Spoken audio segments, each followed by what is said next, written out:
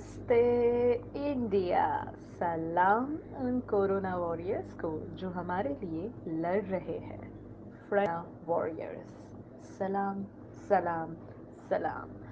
बस इसी तरह दोस्तों, घर में रहिए, सुरक्षित रहिए, सकारात्मक रहिए। तो दोस्तों, आज का एपिसोड है ज़रा हटके। मम्मी डैडी भैया दीदी सबको करियर की चिंता होती है। बेटा पढ़ाई करो, बेटे थोड़ा और पढ़ लो, देखो एक दिन ज़रूर तुम इसरो या फिर नासा जाओगे। बट हमारे आज के स्पीकर के मम्मी डैडी को ये कभी ना कहना पड़ा दोस्तों, क्योंकि ये खुद ही इतना पढ़ते थे कि मम्मी डैडी बोलते थे बेटा अब बस तो करो, थोड़ा स्माइल करो यार। वी आर वेलकमिंग आज के हमारे स्पीकर 21 साल के सुकृत वाघमारे, जो बिट्स पिलानी में पढ़ रहे हैं। बिट्स पिलानी भाई, यानी ये तो बस हमारा ड्रीम था सुकृत भैया पिलानी जाने का, आप तो कर ही दिए हैं। अच्छा, और स्पेशल बात तो बताना हम भूल ही गए हैं। सुकृत भैया 13 साल की उम्र में नासा जा चुके हैं। सरप्राइज्ड। इनके लिए जोरदार तालियां दोस्तों।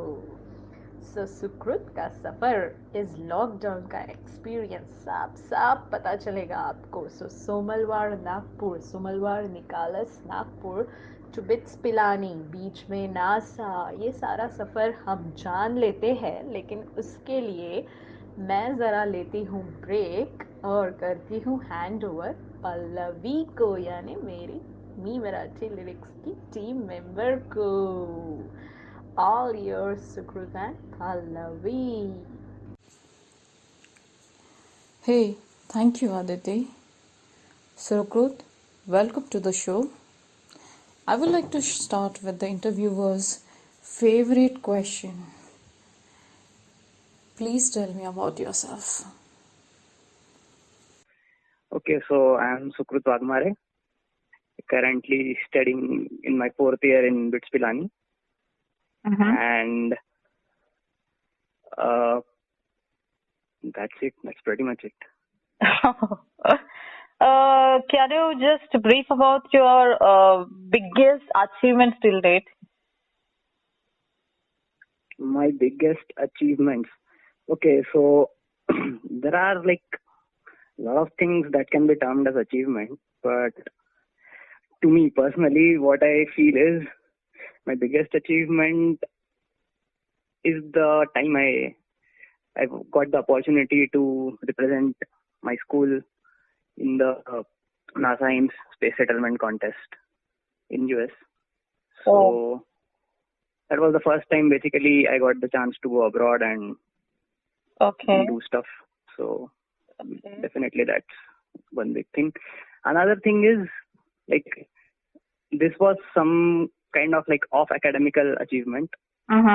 Another thing is my biggest academical achievement, I would say, is scoring a decent score in JEE Advanced, which is supposed to be the one of the most tough competitive exams. Yeah, that's great. That's it. That's great. आप ये बता पाएंगे कि how you made to NASA? आपकी ये जो journey रही है वो आप थोड़ा एलाबोरेट करेंगे please. And one more thing कि अगर कोई और भी इंटरेस्टेड हो और वो जाना चाहता हो तो just brief about that also कि वो क्या क्या कर सकते हैं।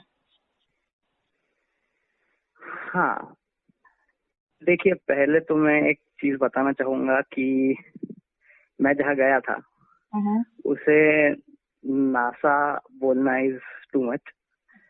मतलब बेसिकली वो जो कॉन्टेस्ट था it was hosted by NASA, but I didn't go to NASA as such, like it was not like I am working for NASA और anything. Okay that contest was hosted by NASA. It like lot of NASA people were involved in the stuff, but वहाँ पे मैं जहाँ गया था it was majorly conducted by AIMS. AIMS is like another organization which works alongside NASA to give them ideas and all. So it was that. It was called NASA Ames Space Settlement Contest. Okay. So वो एक clear कर दिया मैंने, ताकि लोगों को ऐसा ना लगे कि नासा ऐसे जाया जाता है। हाँ। Now to the main question, वहाँ जाते कैसे एंड ऑल। हम्म। तो ऐसा है कि उनका जो कॉन्टेस्ट होता है, आई गेस अभी भी होता ही है। हम्म। तो हर साल एक बार वो मतलब एक कॉन्टेस्ट होस्ट करते हैं, हम्म। एंड आपको ये उनको मतलब मॉडल देना होता है खुद का, specifying the requirements and all, कि क्या क्या है, कैसा कैसा है। हम्म।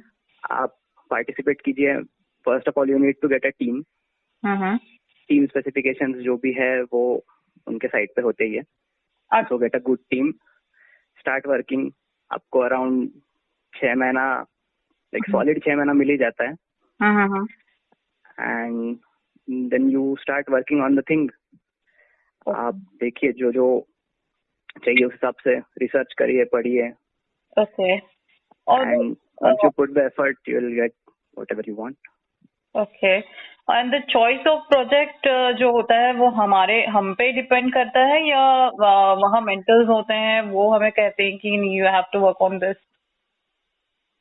हमारे टाइम पे ऐसे होता था कि लाइक उस कॉन्टेस्ट का मेन थीम तो ये है कि आपको स्पेस सेटलमेंट बनाना है। लाइक अगर पूरा अर्थ पे का स्पेस खत्म हो जाता है रहने के लिए, तो ह्यूमंस नीड समथिंग, उनको कुछ चाहिए होगा बाहर रहने के लिए। अगर एक्स्ट्रा जगह चाहिए तो स्पेस में हैबिटेशन कैसे एस्टेब्लिश किया जाए, ये उसका मेन थीम है। एंड हर साल उसमें मतलब अलग अलग स्लाइट मॉडिफिकेशंस होते हैं कि लाइक इस पे बताइए, या इस स्पेस पे लाइक अगर मान लीजिए कि पानी स्पेस में कैसे क्रिएट किया जाए, इस पे आप ज्यादा फोकस करें। ऐसा कुछ स्लाइट मॉडिफिकेशन हो सकता है। Major theme is this only. Okay. It depends on year to year mostly. Okay. और all this information is available online, right? Yeah, go to Google and type NASA and space settlement. NASA and space settlement, right? NASA AIMS, AIMS space settlement contest. Okay. Okay. उसके लिए prepare भी करने का मैं एक बता देता हूँ जस्ट इन केस, कि बेस्ट थिंग इज कि आप पुराने साल के जो अवार्ड विनिंग प्रोजेक्ट्स है उन सबको देखें। उनके साइट पे अवेलेबल है 1 by 1, like year wise grand prize winners. So आप वो देख सकते हैं, वहां से रेफर कर सकते हैं। आपको पता चल जाएगा कि फॉर्मेट कैसा है, क्या है, और फिर उसके हिसाब से आप आगे बढ़ सकते हैं, अपना प्लान बना सकते हैं, क्या क्या चाहिए, क्या क्या नहीं चाहिए। और इसमें स्कूल का सपोर्ट होना जरूरी है, या इंडिविजुअली? मतलब फॉर एग्जांपल अगर मैंने मेरा ऑफ स्कूल मैंने अपना टीम बना लिया and then we can participate in that? I guess you need to mention your school, but I am not sure कि लाइक इन मल्टीपल स्कूल के बच्चे साथ में टीम बना सकते हैं या नहीं। Okay. But you will have to check once. और ऐसा भी नहीं है कि सिर्फ स्कूल में होना जरूरी है, कैटेगरीज होती है। ओके। लाइक बड़े बच्चे भी कर सकते हैं। Okay. Okay. Great great great. Coming to your degree, अभी जो आप what are you perceiving right now? Okay, so I am pursuing a dual degree, which is master's, like MSc in mathematics and BE in electronics and instrumentation. Oh my God. How come it is possible? सुनने में काफी बड़ा है, but it's just 2 degrees only. नहीं, but हमारे normally एक degree ही करना मतलब हर किसी के लिए बहुत टफ हो जाता है, and you are doing it मतलब simultaneously. It's really great job. But आपको ये अपॉर्चुनिटी मिली कैसे? हाँ, so जैसे कि अभी मतलब मैं जब 12th में था तब का स्टैंडर्ड सीन ये था कि मतलब बच्चे यूजुअली इंजीनियरिंग की तरफ जाते थे। एंड इंजीनियरिंग की जितनी भी एग्जाम्स होती है, लाइक बीट, जेई, बिटसेट मतलब, या फिर वीआईटी का, MHCET and all those, like जितनी भी एग्जाम्स होती है सारी बच्चे दे ही देते हैं कि किसी ना किसी में नंबर लग जाएगा काइंड ऑफ। सो मैंने भी दी थी सारी एग्जाम्स। अच्छा। और उस टाइम पे मेरा बिटसेट स्कोर काफी अच्छा था, तो मेरे को बिट्स पिलानी कैंपस में मिल रहा था ये चीज। और ऐसा है कि क्या होता है कि डुअल डिग्री करना इज अ रिस्क एक तरीके से, क्योंकि पढ़ाई बहुत होती है। ऑब्वियसली 5 साल होते हैं, लाइक यूजुअली 4 साल में खत्म हो जाता है। आपको 5 साल में बेसिकली एक तरीके से देखा जाए तो it's 9 years crunched into 5। Oh, क्योंकि you do your bachelor's, you do your master's, plus you do your bachelor's in engineering. oh, It's like that, but it's integrated, so छोटा कर देते हैं उसको. कुछ अच्छा. पार्ट कम हो जाता है, कुछ पार्ट छोड़ ही देते हैं, मतलब पूरा ऐसे तरीके से वो डिग्री बनती है. तो बेसिकली आपको 5 साल में बहुत ज्यादा चीजें कवर करनी होती है, Okay, okay. That इसलिए means वो हाँ, थोड़ा सा ज्यादा हो जाता है. अच्छा. तो अब मेरा ऐसे था कि मुझे मैथ्स में काफी इंटरेस्ट था, काफी ज्यादा बचपन से. Okay. और मुझे ऐसा भी था कि कंप्यूटर साइंस परस्यू करना है, अच्छा. बट कंप्यूटर साइंस के लिए जो स्कोर लगता है बिटसेट में, हाँ, हाँ. मेरा उससे कम था.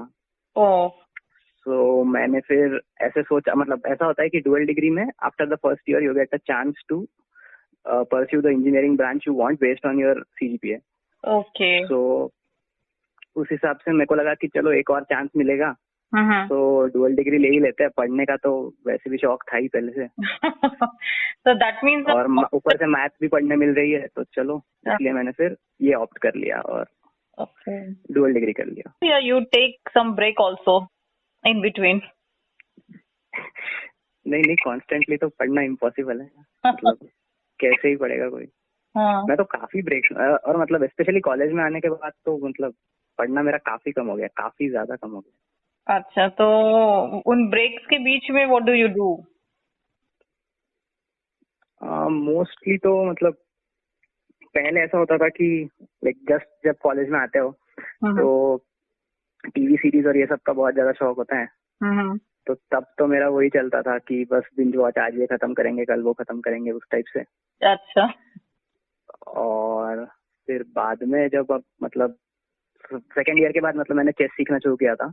ओके. तो मुझे फिर चेस में काफी इंटरेस्ट आ गया. तो अभी तो मतलब मुझे जब भी फ्री टाइम मिलता है मैं बस चेस ही खेलता हूँ. ओके. अच्छा, कॉम्पिटिटिव एग्जाम्स यूजुअली बहुत ज्यादा टफ होते हैं, तो how do you manage to crack it? कुछ सीक्रेट मंत्र? सीक्रेट मंत्र कुछ नहीं है, बस पढ़ना होता है. अगर आपके कॉन्सेप्ट क्लियर है तो मतलब इतना कुछ दिक्कत तो नहीं होनी चाहिए किसी को भी. बस वो है कि मतलब ऐसी बात होती है कि जो रिलेशनशिप है ना, मतलब आप जितना एफर्ट डाल रहे हो और जो आउटकम आएगा वो लीनियर नहीं होगी कभी भी. अच्छा. तो आपको ये ध्यान में रखना है. मतलब अगर आप कभी मतलब पढ़ाई कर रहे हो and you are putting a lot of effort, पर रिजल्ट जो है वो उतना बढ़ नहीं रहा है उस हिसाब से, तो उस टाइम पे डिस्करेज होना पॉइंटलेस है. मतलब क्योंकि that is pretty normal. Okay. ऐसे होगा कि एक पॉइंट के बाद जो कर्व होता है ना वो सैचुरेट होने लगता है. तो आप जैसे जैसे एफर्ट डाल रहे हो, जो डेल्टा होगा आपका, जो इंक्रीज होगा आउटकम में, वो कम कम कम कम होने लगेगा. लाइक आपको फॉर एग्जाम्पल 70% स्कोर करना है, सो फ्रॉम 50% to 70% आप बहुत जल्दी पहुंच जाओगे. But from 70 to 80 and from 80 to 90 वो पहुंचने के लिए आपको टाइम जो लगेगा, एफर्ट जो लगेगा वो ज्यादा लगेगा. तो ये चीज देख के जो डिस्करेज हो जाता है उसको फिर मतलब उसकी प्रिपरेशन में डिसकंटिन्यूटी आ जाती है एंड फिर मुश्किल हो जाता है. बट अगर आप ये उसको नॉर्मल समझ के बस करते रहो काम, तो हो जाना चाहिए. ओके. मतलब मेरा पर्सनल एक्सपीरियंस तो ऐसा ही रहा है. अच्छा, मतलब consistent effort with the confidence, right? हाँ, मतलब आपको बस डिस्करेज नहीं होना है. ओके. कभी ऐसा हुआ है कि यू स्कोर्ड लेस, मतलब ये आपका जो एकेडमिक जो भी आपने मुझे रिजल्ट्स बताए हैं, क्या ये थ्रू आउट ऐसे ही रहा है कि कभी आपको मतलब ऊपर नीचे वाले भी वेव्स आपने देखी है अपने एकेडमिक करियर में? देखिए क्या है, मेरा पर्सनल एक्सपीरियंस तो ऐसा रहा है कि it all depends on the circle in which you compete. मतलब जैसे स्कूल में था कि स्कूल में मुझे कम मार्क्स देखने नहीं पड़े कभी भी. ओके. फिर बाद में जैसे जैसे मतलब मैं बड़ा होते गया, जैसे जैसे लेवल ऑफ कंपटीशन बढ़ता गया, level of competition as in the circle in which I used to compete. जैसे अभी the level like state level, national level, international level, जो जिस लेवल पे कंपटीशन हो रहा है, जितने लोग इन्वॉल्व है, उस हिसाब से चेंज होता है कि आप किसको सक्सेस बोलोगे, किसको फेलियर बोलोगे. ओके. तो उस हिसाब से मतलब मुझे फेलियर तो बहुत बार देखा है, मतलब ऐसा तो कुछ नहीं कि बस सिर्फ अच्छे मार्क्स ही आते गए। अच्छा सिर्फ purely in terms of marks देखा जाए तो कम मार्क्स मुझे 12th तक तो कभी नहीं देखने पड़े, थैंकफुली। अच्छा उसके बाद कॉलेज में तो देखे ही है definitely। अच्छा अच्छा। तो कभी आपका मतलब उस मोमेंट पे आपके पेरेंट्स का रिएक्शन क्या रहा? कभी आपको प्रेशर फील हुआ उनके तरफ से? नॉट रियली, मतलब मेरे पेरेंट्स तो एक्चुअली काफी सपोर्टिव रहे, मतलब थोड़ा बहुत डांटना वाटना तो हो जाता है कि तू सही से पढ़ नहीं रहा है क्या, और वो सब बातें तो ठीक है, बट एक्सट्रीम रिएक्शंस मुझे कभी नहीं मिले पेरेंट्स से, और इस चीज के लिए मैं काफी बोलूँ, दे वर ऑलवेज सपोर्टिव कि अगली बार अच्छा कर लेना। अच्छा। ऑन दिस नोट आप पेरेंट्स को क्या बताना चाहेंगे regarding this kind of pressure जो बच्चों पे आता है? ये तो मैं किसी को भी बोलना चाहूंगा कि प्रेशराइज करने से कुछ नहीं होने वाला है। हम्म, उससे अच्छा है कि लाइक रैशनल फैक्ट्स रखे जाए और उसके हिसाब से बच्चे को ही खुद बोला जाए कि ये है, अब देख लो कि क्या करना चाहते हो, क्योंकि एक पॉइंट के बाद वो प्रेशर बहुत ज्यादा नैक करने लगता है और फिर उससे परफॉर्मेंस अफेक्ट होता है, ऐसा मुझे लगता है। ओके दैट तो मीन्स प्रेशराइज ना ही करे तो बेटर है। Okay that's nice thought. अभी जो हमारा ट्रेडिशनल स्टडी सिस्टम है अभी वो पूरी तरह से चेंज हो रखा है बिकॉज ऑफ करंट सिनारियो। तो now everything is online. How do you manage it? आपको ये चैलेंजिंग लग रहा है? हाँ, चैलेंज तो डेफिनेटली है। बेसिकली बात है कि जैसे मैं अभी मतलब हॉस्टल में रहता हूँ, तो वहाँ पे कैसे होता है कि पूरे टाइम मतलब मैं जब चाहूँ तब पढ़ सकता हूँ, जब चाहूँ तब मतलब खेल सकता हूँ, कुछ भी कर सकता हूँ। बट घर पे जब आ जाता हूँ तो फिर यहाँ पे मतलब घर के भी काम होते हैं, भाई के साथ खेलना होता है, तो उस हिसाब से फिर टाइम देना काफी डिफिकल्ट हो जाता है।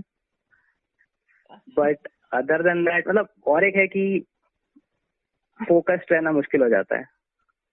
मतलब it When you are in a is surrounding जहाँ पे सब लोग पढ़ रहे हैं तो आप एनी हाउ पढ़ने लग जाते हो, बट जब यहाँ पे सब लोग चिल कर रहे हैं, सबकी छुट्टियां चल रही है, तो ऐसा लगता है कि तुम क्यों ही पढ़ोगे, मतलब उस टाइप का दिक्कत है।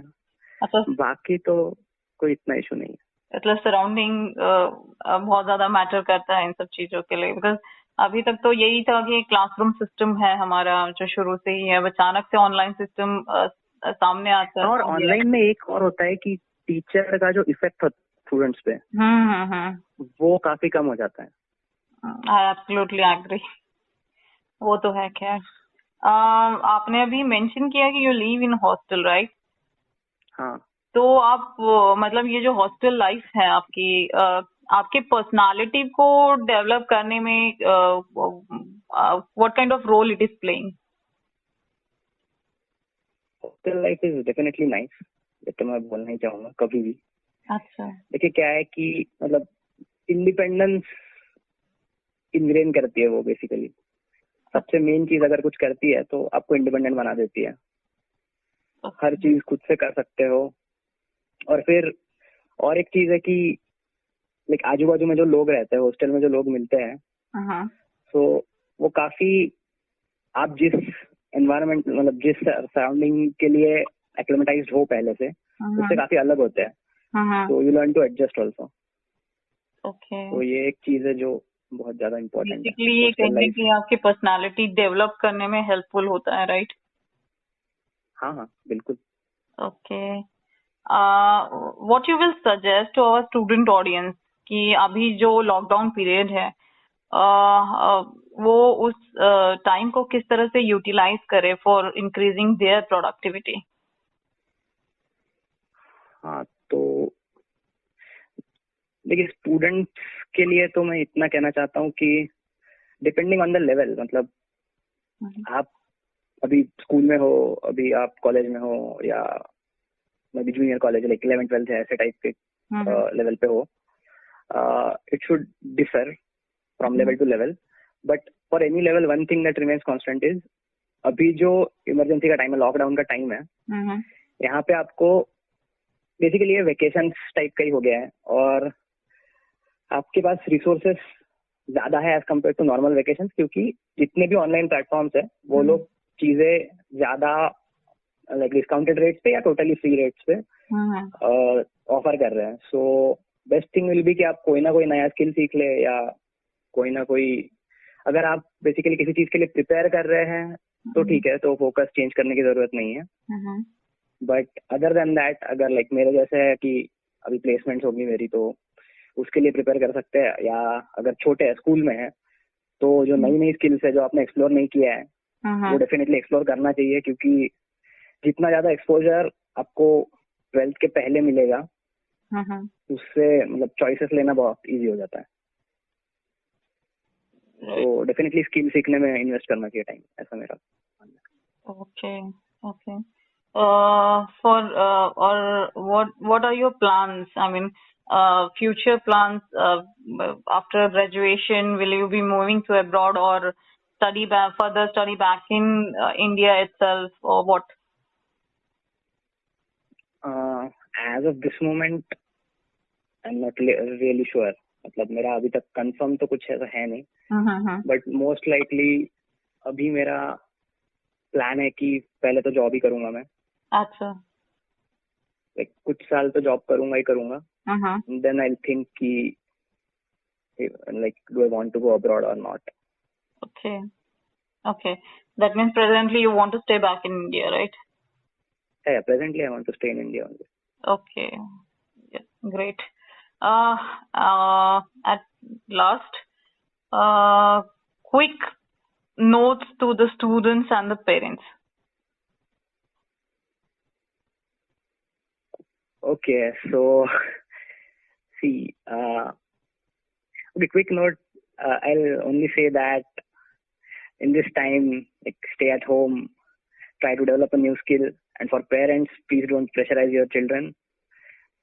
Like, let them get exposed to new things, let them get more exposure, and let them try out new stuff. And you can definitely like discuss with them new things. You can get to know their perspective also, and then after discussion, whatever comes out, that's up to you. But please don't be harsh, like do this only or do that only. Yeah, absolutely agree with your point. And thank you very much, Sukrut, for your valuable inputs. Actually, I need to thank you. तो ये थे हमारे साथ सुकृत वाघमारे. उन्होंने जो information NASA ASME के बारे में दी है उसकी लिंक आपको डिस्क्रिप्शन बॉक्स में मिल जाएगी. भाई वाह, नासा बोले तो अपने को एक ही दिखता है, एस्ट्रोनॉट और रॉकेट. सुकृत भैया, आपने तो इस पे sustainable settlements in space model ही बना दिया. सही बात है. गुड सुकृत भैया ने कुछ पंक्तियां सुनाते हैं इस पे. गगन की सीमा छू लेने दो, आसमान नीला है ये कहने दो, ऊंचाइयां उड़ती रहेगी, ऊंचाइयां उड़ती रहेगी, बस इसे कुछ पल के लिए हमारा होने दो, बस इसे कुछ पल के लिए हमारा होने दो. So Sukrut, thank you so much for your valuable time. Hope our viewers will be happy to know all these inputs shared by you. Me Marathi Lyrics team wishes you a spaceful and colorful life ahead. तर मंडळी, जाता जाता घरीच रहा, स्वस्थ रहा आणि सकारात्मक रहा. खूप खूप धन्यवाद.